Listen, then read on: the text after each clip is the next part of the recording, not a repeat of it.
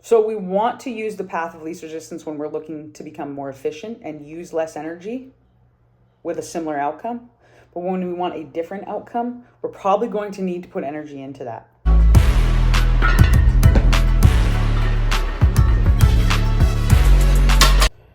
Today, I'm going to chat about the path of least resistance and how that pertains to some of our lifestyle variables, what it means for us, and how we either embrace the path of least resistance or square up against it. Because I think while we see the path of least resistance a lot in nature, it can be easy to get caught up in the everyday rigor of life, kind of just letting efficiency and the path of least resistance kind of pass us by and get us through. So I want to share with you all some ways that I've been choosing where to be more intentional and where to not be more intentional in allowing the path of least resistance to take over in my life, in training, in my relationships, in nutrition, in my career, in my business, in my coaching, everything. So, what is the path of least resistance?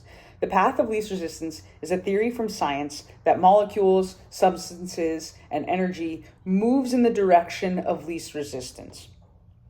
So I won't get into a big electrical physics example for you, but we see this in the direction of a river flow, right? Rivers don't flow uphill, they flow downhill. A resistant path would be water flowing uphill, and we'll talk about that later, but water tends to flow downhill towards sea level because that is the path of least resistance.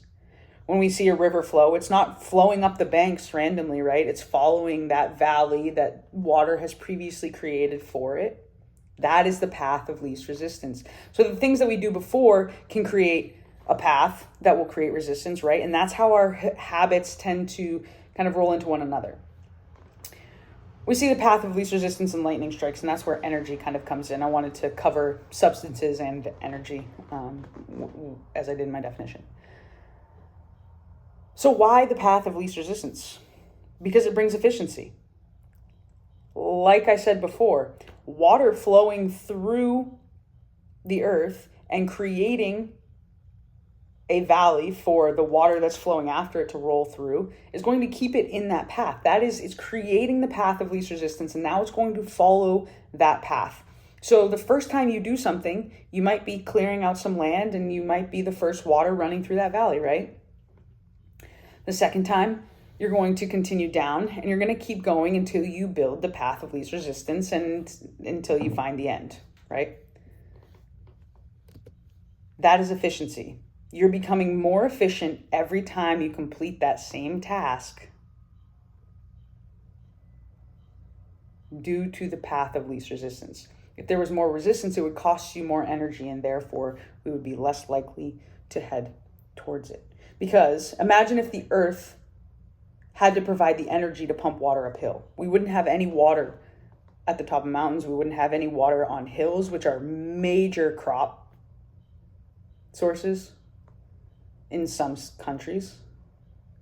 So imagine if the earth had to provide the energy to pump water uphill.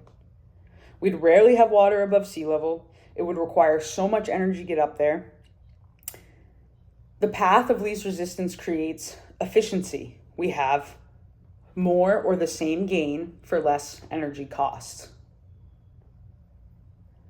But efficiency doesn't always yield change, right? So what if we need to change the path in that river flow?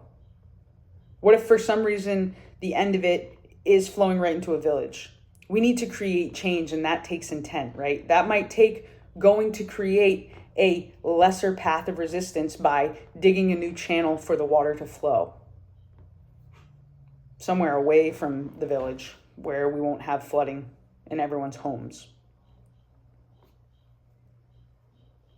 So we choose the path of least resistance when we need to focus on becoming more efficient, when we want to spend less energy on a similar outcome. But when we want to make a change and we want to create a different outcome, we're going to need to spend some energy on it. And that is when we choose, when we want to make a change or we want to grow, that is when we choose a path with greater resistance. It's going to require greater energy. We're pumping water uphill to deliver water to the places that don't have access to it. A path of resistance may require more energy input, more intent input, but it's going to allow us to build new homes, build a new village, build new crops in new places. So we want to use the path of least resistance when we're looking to become more efficient and use less energy with a similar outcome.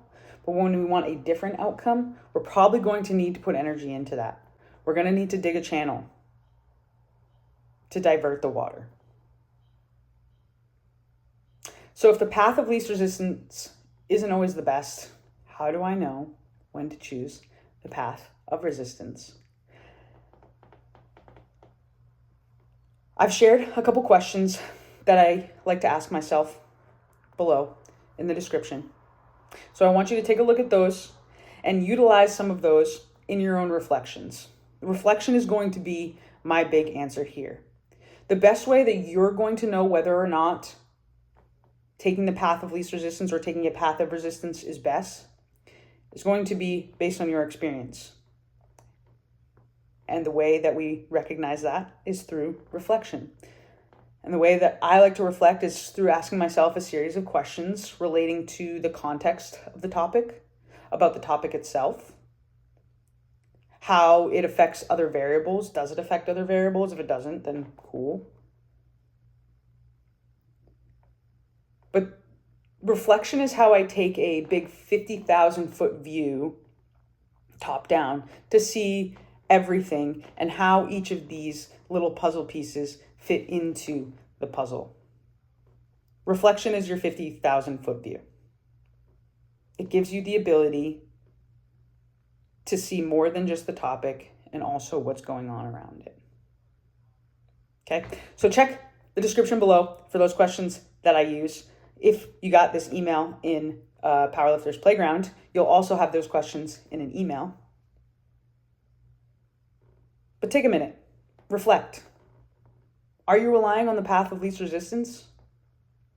Are you not relying on it enough? If you find that you're in a point in your life where you have lower energy to give, maybe it's time to find places where you can become more efficient. If you're finding that you have extra energy and you're taking the path of least resistance on a lot of things in your life, maybe we find something that you can resist against. It's up to you. It's all in the context of your life. Anyways, let me know if you have any questions. Thank you for listening.